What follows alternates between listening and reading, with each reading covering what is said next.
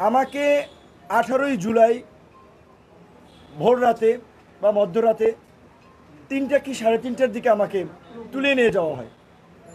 আমি তো আমার ছোট বাচ্চা আমার কাপড়ে প্রস্রাব করে দিয়েছিল, আমার কাপড়টা ভিজা। আমি বলেছিলাম যে ভাই আমি কাপড়টা চেঞ্জ করে যাই।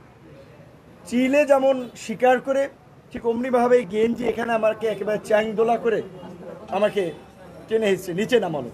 আমার বাচ্চা প্রস্রাব করা কাপড়টা পর্যন্ত আমাকে চেঞ্জ করতে দিল, আমার পায়ের জুতাটা পর্যন্ত আমাকে নিতে দেয় নাই। কিন্তু গাড়িতে উঠেই এই জম টুপি বলে যেটা, কালো টুপি পরাইলো, হাই সাউন্ডে মিউজিক গাড়িতে, অর্থাৎ আশপাশের কোনো শব্দ টব্দ আমি শুনতে না পাই।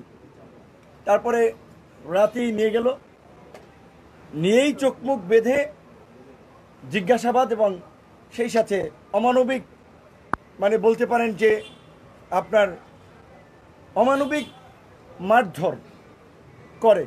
এক পর্যায়ে আমার শরীরে কাঁপুনি চলে আসে, আমার মুখ দিয়ে লালা বের হয়ে যায়। তারপরে তারা ডাক্তার আনে, তাদের সিস্টেম কতটুকু মানে মানসিক নির্যাতন করার জন্য উন্নত সিস্টেম। এই নির্যাতনের পরে তার ডাক্তার আনে, ডাক্তার চোখ বাঁধা আমাকে ইনজেকশন দেয়। আমি ইনজেকশন দেয় কিসের ইনজেকশন, এটা কি ভালো না মন্দ, না এর সাথে কোনো জীবাণু ঢুকাই দিচ্ছে, আমি তো জানি না। আমি চোখটা কাপড়টা একটু সরিয়ে ভদ্রলোককে দেখার চেষ্টা করেছিলাম, সে খাপ করে আমার হাত ধরে ফেলছে। ওনারে কথা বলতে বলতে জিজ্ঞেস করলাম, উনি বলে আমাকে মাঝে মাঝেই এরকম আনে। তারপরে রাতে ঘুমেই পড়ি, সকালবেলা খাবার দেয় অন্ধকার ঘরেই। একটা ছোট্ট মহসিন হল, ঢাকা বিশ্ববিদ্যালয়ে যারা গেছেন, নিচে যে সিঙ্গেল রুমগুলো থাকে ওই রকমের একটা রুম, রুমের মধ্যে বাথরুম, লাইট নেই, খাবার দিছে মোমবাতি জ্বালাইয়া, দিনের খাবার না রাতের খাবার আমি জানি না। তারপর আবার জিজ্ঞাসাবাদের জন্য সকালবেলা খাওয়ার পরে নিয়ে গেল, সেখানেও মারধর করা হলো। কারণ হচ্ছে আমি নাহিদ এবং সার্জিসের সাথে ফোনে আলোচনার পরে ওদেরকে বলেছিলাম যে এই 8 দফা দেওয়া যায়। তখন বলছিল যে ভাই আপনি একটু লিখে পাঠান। আমি মেসেজ করে পাঠাইছি। এইটা আমার একটা বড় অপরাধ ছিল যে আমি কেন 8 দফার মধ্যে ওবায়দুল কাদেরের পদত্যাগ, স্বরাষ্ট্রমন্ত্রীর পদত্যাগ, প্রধানমন্ত্রীকে ক্ষমা চাইতে হবে সেটা বললাম। এবং নাহিদ সার্জিসদের সাথে আসিফ সহ আসলে ছাত্র নেতৃবৃন্দের সাথে বৃহস্পতিবার দিনই আমাদের ভাই একটু দয়া করে থামেন। এটা কি ঢুকানো জরুরি ভাই?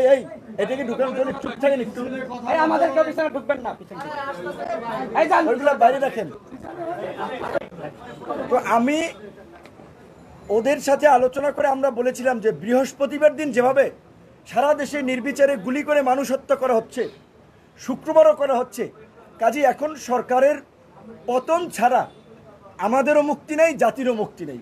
কাজেই নির্বিচারে শান্তিপূর্ণ সমাবেশে নির্বিচারে গুলি চালিয়ে ঘাতক সরকারের পদত্যাগই এখন গণদাবি। এটা তো ওভার ফোনে আলোচনা করতেছিলাম, যেহেতু হোয়াটসঅ্যাপ বন্ধ, এই কনভারসেশনগুলো তাদের ছিল। এই কারণে বিশেষ করে আমাকে বেশি টর্চার করেছিল। এবং ওই দিন নাহিদকেও নিয়ে এসেছিল, আমাকে চোখ খুলে দিয়ে নাহিদকে দেখছে যে এই কিন্তু নাহিদ, দুইটারই ক্রসে দিয়ে দেবো। নাহিদের হয়তো আমাকে দেখাইছে চোখ বেঁধে, ওকে ও বুঝতে পারেনি, আমি বুঝতে পারিনি, কিন্তু আমাদেরকে যে ক্রসে দিয়ে দেবে এরকমভাবে, যে কত শত শত মানুষ ক্রস ফায়ারে দিয়ে দিচ্ছে, চোখ মতো দু একটা দিলে কী হবে, তাদের আচরণটা এরকম ছিল। তারপরে আমাকে শুক্রবার দিন নিয়ে সারাদিন, শনিবার দিন পুরো ডে, রবিবার দিন আমাকে 11টার দিকে কিন্তু ডিবি কার্যালয়ে দেওয়া হয়। তখন আমি খুঁড়িয়ে পুলিশের পায়ে ভর দিয়ে ডিবি কার্যালয়ে আসি। ডিবি কার্যালয়ে ওখানে অ্যাডমিন ছিল শাহিন শাহ। কতটা পাষণ্ড! মুক্তিযুদ্ধের সময় আমরা শুনেছিলাম ধর্ষণ করছে, মায়েরা নাকি মেয়েদের বলছে বাবা তোমরা একটু একজন একজন করে আসো, ছোট্ট মেয়ে আমার। আমাকে একবার দুপুরে ঝুলাইলো, মারলো। কেন মারছিলেন? তাদের কিন্তু বেশিরভাগ, তুই কেন গালিগালাজ করিস, আওয়ামী লীগের আমলে বিপি হইছস, তুই সরকার উৎখাতের আন্দোলনে কেন তারেক রহমানের টাকায় তারেক রহমানের হয়ে তুই আন্দোলন করস।